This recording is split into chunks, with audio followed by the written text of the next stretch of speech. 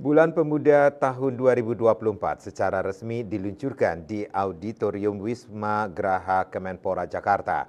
Menteri Pemuda dan Olahraga Dito Aryo Tejo menegaskan peluncuran ini mengawali beragam aktivitas kepemudaan yang akan digelar hingga puncak peringatan Hari Sumpah Pemuda pada tanggal 28 Oktober mendatang.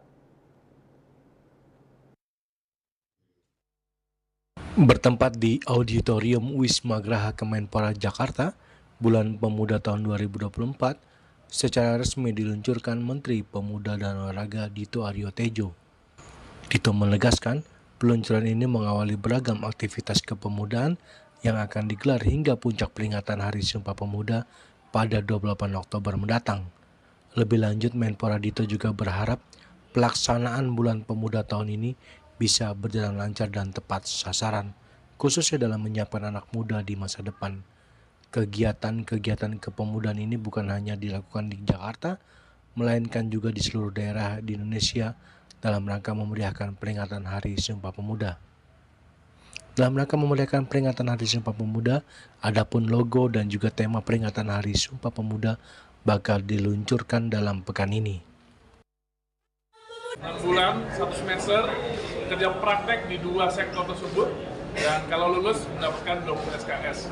Dan inilah bagaimana kita menyiapkan anaknya nanti akan lebih banyak lagi tantangannya.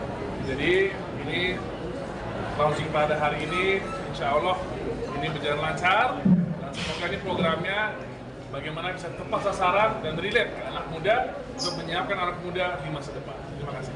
Terlepas dengan Sumpah Pemuda, Pak, biasanya mengeluarkan logo, Pak.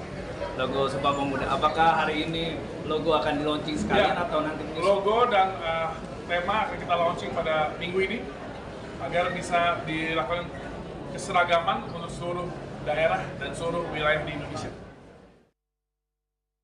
Lebih lanjut disampaikan untuk puncak peringatan Hari Sumpah Pemuda akan diselenggarakan di Taman Mini Indonesia Indah, Jakarta Timur. Di Jakarta, Juli Soeharto dan Ketut Sumadiasa melaporkan.